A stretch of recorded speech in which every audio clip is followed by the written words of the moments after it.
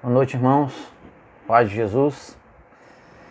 Gostaria de estar gravando aqui esse pequeno vídeo, para estar levando uma mensagem hoje à noite, nesse momento que nós como igreja vamos estar de forma virtual ainda, né, devido a essas circunstâncias. Nós vamos estar oferecendo ao nosso Deus um culto de louvor, de adoração e acima de tudo de oração, onde nós como igreja temos o costume, a prática de todas as quartas-feiras nos reunirmos para adorar o nosso Deus, para meditar na sua palavra e para levar as nossas petições, as nossas orações ao nosso Deus. Então, estamos fazendo isso hoje de uma forma virtual. Eu espero que até aqui você tenha se edificado, se fortalecido e que nós possamos continuar nesse momento agora refletindo na palavra de Deus. A mensagem que eu quero trazer hoje, irmãos, tem muito a ver, lógico, com o contexto, com a situação do qual nós, como nação, temos vivido, por que não dizer como pessoas que vivem nesse mundo, né, de uma forma geral. Afinal de contas, é uma situação que tem alcançado todos os continentes, todo o mundo. Então, como lidar com essa situação, irmão?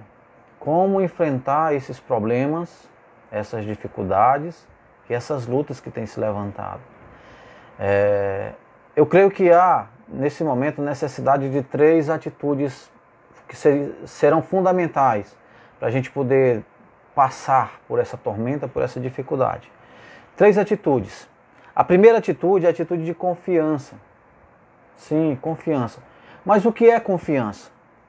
Confiança é a crença de que algo não falhará, de que é bem feito ou forte o suficiente para cumprir a sua missão. Por exemplo, normalmente quando nós estamos em nosso carro, nós confiamos no freio. Por isso que nós andamos, chegamos a uma certa velocidade, porque nós temos a certeza que ao apertarmos o freio, o carro vai parar. Nós temos a confiança de que o carro vai parar. Então a confiança é você ter essa crença de que algo não vai falhar. No entanto, nós sabemos que alguns carros falham ao as pessoas apertarem o freio não responder. E muitas outras situações assim. Mas esse é o ponto. Talvez nesse momento de dificuldades, de lutas, algumas pessoas estejam confiando nos médicos, algumas pessoas estejam confiando no poder aquisitivo, talvez algumas pessoas possam estar confiando nas medidas do governo, talvez algumas pessoas possam estar confiando na sua saúde, no seu corpo, né? Na força do seu corpo, no seu vigor. Mas deixa eu dizer uma coisa, essas coisas, pode ser que a situação financeira lhe ajude a passar durante essa dificuldade. Pode ser que os médicos possam até de alguma forma lhe ajudar. Pode ser que de repente a sua saúde, né, a sua condição física lhe ajude nesse momento. Mas será que nós podemos mesmo confiar nessas coisas? Bom, pelo que nós sabemos, a medicina ainda não tem cura para essa questão do coronavírus. Pelo que nós sabemos, o seu dinheiro não vai poder comprar o remédio porque não há remédio ainda. Não dá para confiar na nossa saúde porque muitas vezes nós nem percebemos e estamos com imunidade baixa. Nosso corpo pode ter algum problema, pode apresentar algum problema, pode haver alguma dificuldade. Então, aonde colocar a confiança? Nós temos que colocar a nossa confiança em algo que realmente seja seguro. É algo que realmente não venha falhar. E para mim, só há uma alternativa diante dessa dificuldade, que é o nosso Deus. O nosso Deus merece toda a nossa confiança, porque Ele não falha, porque Ele é infalível, porque Ele é todo-poderoso, porque Ele é magnífico, porque Ele é soberano. Olha só o que o salmista diz, Salmos 56, versículo 11. Em Deus tenho posto a minha confiança, não temerei o que me possa fazer o homem. Para o salmista, a confiança estava em Deus. Não importava ele não se importava com o que pudesse o homem fazer a ele. porque ele confiava em Deus.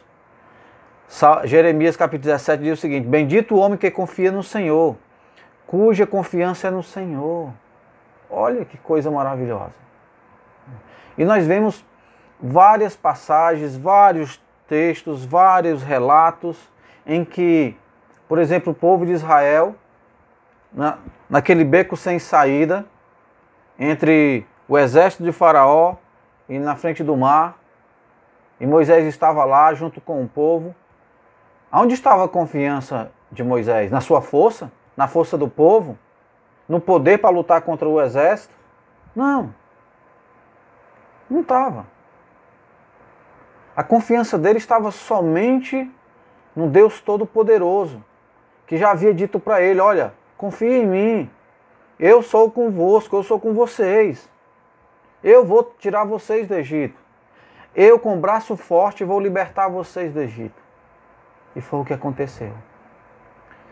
Nesses momentos, irmãos, de dificuldades, nós precisamos lembrar da palavra do nosso Deus. Nós precisamos lembrar do nosso Deus. Quem é o nosso Deus? Do Senhor Todo-Poderoso. De um Senhor que nos ama, de um Senhor que faz maravilhas, de um Deus presente, de um Deus que não nos abandona. A confiança. Aonde nós temos posto a nossa confiança. Eu espero que a sua confiança esteja no Senhor. Confie no Senhor. Confie no Senhor. Ele é o único que pode realmente mudar toda a trajetória do que possivelmente possa acontecer na nossa nação. Ele é o único que pode nos socorrer na verdadeira hora da angústia, nas lutas e nas dificuldades. Confie no Senhor. Então essa é a primeira atitude necessária, fundamental, diante de uma circunstância difícil. A segunda atitude é a esperança. Sim, mas o que é a esperança? A esperança é a profunda capacidade de esperar, vencendo a ansiedade e o desespero. Espera com paciência, com uma certeza de que vai alcançar, de que vai conseguir, de que vai chegar. Olha só a palavra esperança. É algo que a paciência vence a ansiedade. Nós estamos em um período onde, infelizmente, vai haver muita crise de ansiedade. Muitas pessoas vão passar por esse problema grave e sério da ansiedade. Mas nós precisamos lembrar que nós precisamos ter a esperança. Esperar com paciência, esperar vencendo a ansiedade. Mas esperar em quem? Olha só o que Paulo, escrevendo aos Romanos, capítulo 5, versículo 2, ele diz: pelo qual também temos a entrada pela fé a esta graça, na qual estamos firmes, e nos gloriamos na esperança da glória de Deus. E não somente isso, mas também nos gloriamos nas tribulações, sabendo que a tribulação produz a paciência a experiência, a experiência, a esperança. E a esperança não traz confusão, porquanto o amor de Deus está derramado em nossos corações pelo Espírito Santo que nos foi dado. Nós precisamos entender isso, a esperança nesse Deus que tem prometido algo maravilhoso para as nossas vidas, tem prometido que está conosco todos os dias, tem prometido vida eterna, tem prometido que nos ama, tem prometido galardão, tem prometido que nós venceremos todas as lutas e dificuldades. A esperança nesse Deus, como diz o apóstolo Paulo, ela não traz confusão. Ela não traz essa ansiedade desmedida, de pânico. Não. A esperança, ela vai acalmar o nosso coração, como ele diz, vai produzir a paciência é experiência, e a experiência é uma esperança.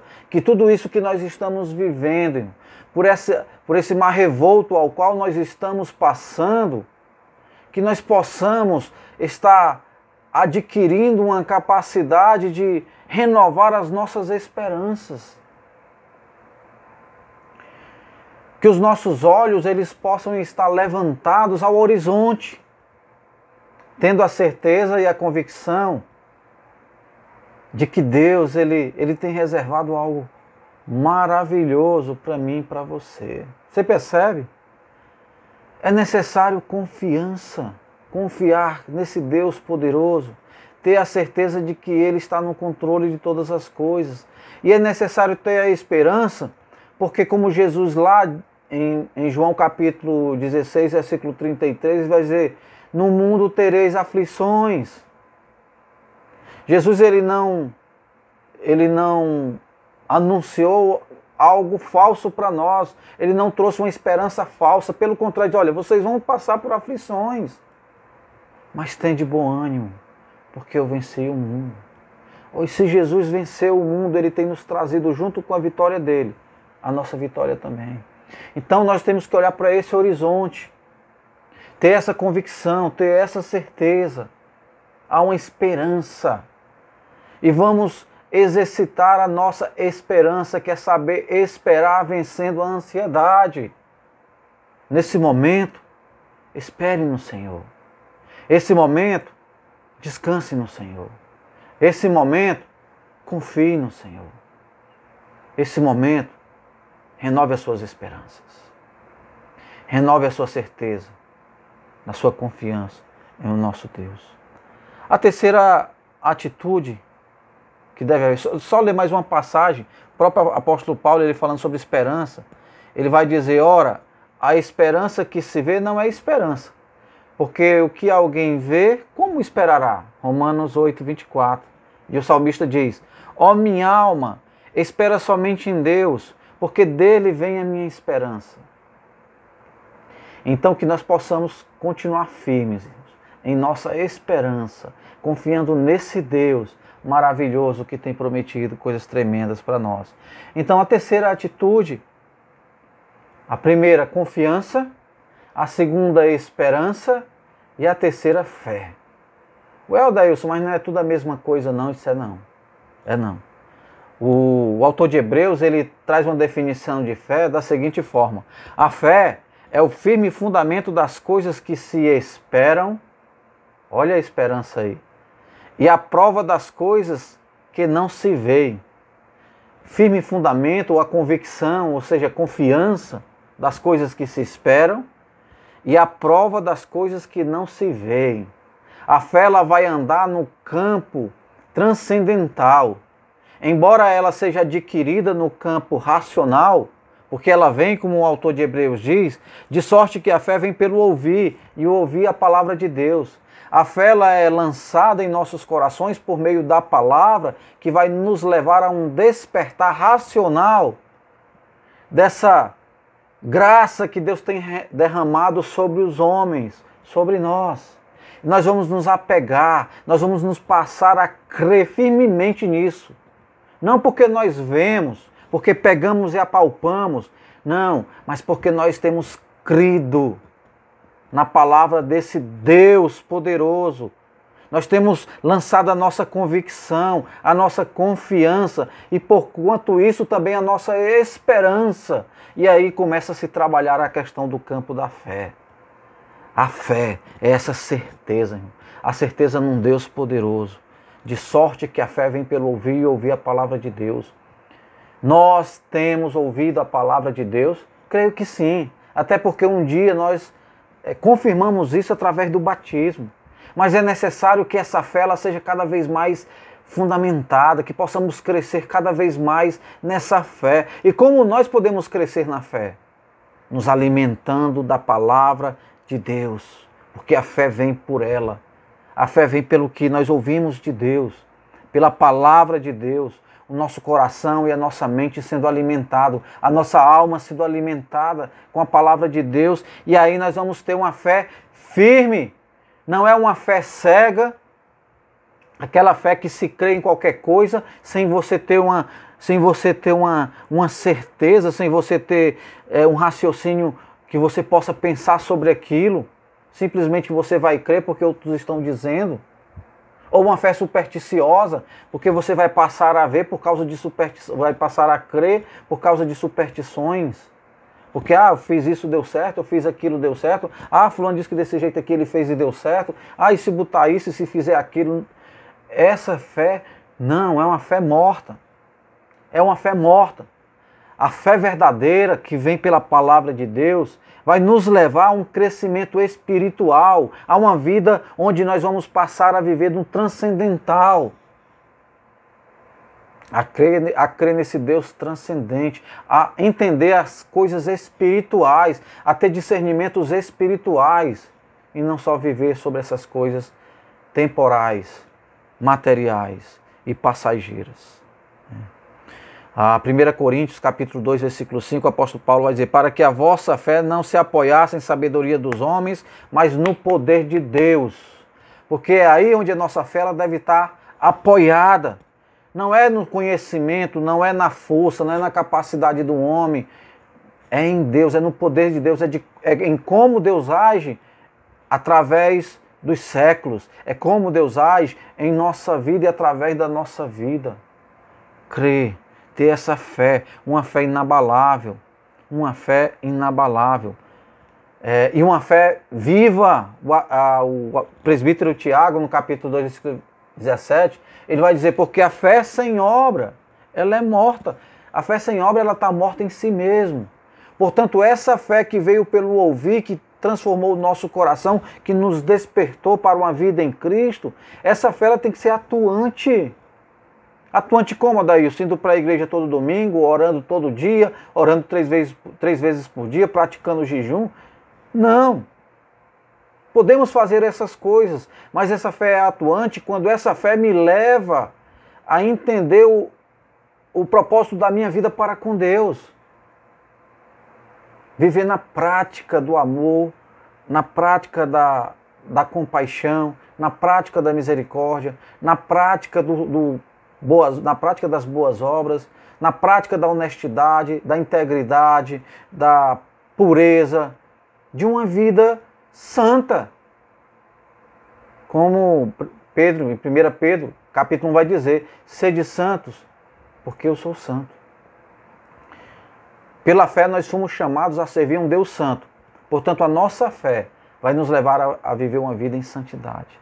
E é diante dessa fé, irmãos, é diante dessa fé que a nossa confiança ela é fortalecida, que a nossa esperança é renovada e, portanto, assim nós podemos e poderemos passar diante de todas as tempestades, diante de todas as lutas, diante de todos os problemas. É tendo essa fé. E aqui eu me lembro de uma narrativa lá do Evangelho de Marcos, capítulo 4, quando Marcos ele vai estar narrando sobre aquela tempestade que os apóstolos enfrentaram enquanto Jesus estava dormindo num barco. Vento impetuoso, mar agitado, e aquilo acabou que gerando um pavor nos apóstolos, e eles ficaram preocupados, assustados, temerosos, e entraram em pânico. E foram lá chamar Jesus e disse, mestre, tu não se importa que nós vamos morrer. E aí Jesus repreende os seus apóstolos. E eu fiquei pensando sobre isso, irmãos. Por que Jesus repreendeu os apóstolos? Não era razoável que eles estivessem com medo? Eles estavam diante de uma tempestade ímpar. E olha que eles eram pescadores, então não era uma tempestadezinha. Eles sabiam que era uma tempestadezinha. Então eles estavam diante daquilo, então era natural eles terem medo. Como é natural eu e você sentir medo. Mas por que Jesus repreendeu eles? Jesus repreendeu eles porque exatamente eles foram dominados por um sentimento de pânico. Esse era o problema. Porque quando eles estavam dominados por um sentimento de pânico, a confiança foi-se embora, não havia mais esperança. E aí Jesus diz, olha, por que vocês não têm fé ainda? A palavra de Jesus foi especificamente sobre isso. Porque se eles tivessem um pouquinho de fé, A confiança deles permanecia firme. A esperança estava inabalável. Porque estava faltando para eles naquele momento de angústia, de pavor, de medo. Estava faltando fé. Estava faltando fé. O mar em nossa volta está revolto, irmão. Está um reboliço tremendo. O vento está forte. Raios, trovões, grande tempestade. O mar está agoniado, está, sabe, impetuoso. Mas se mantenha calmo. Se mantenha sereno e principalmente, se no seu barco estiver Jesus, fique sereno. Mantenha firme a confiança. Apegue-se à sua esperança e haja por fé. Haja por fé. Essas 3 atitudes, eu não tenho dúvida, vão nos ajudar a passar por esse vendaval, a superar essas tempestades. E a esperança, ela me faz enxergar um tempo lindo e maravilhoso, um horizonte lá na frente, onde nós estaremos celebrando, testemunhando com aquilo que Deus tem feito em nossas vidas. Então, que Deus nos abençoe, irmão, que possamos nos apegar a essa palavra. Confiança, esperança e fé. Sendo assim, nós teremos serenidade para lidar e superar todas essas dificuldades. Deus nos abençoe. Boa tarde, boa noite, irmãos.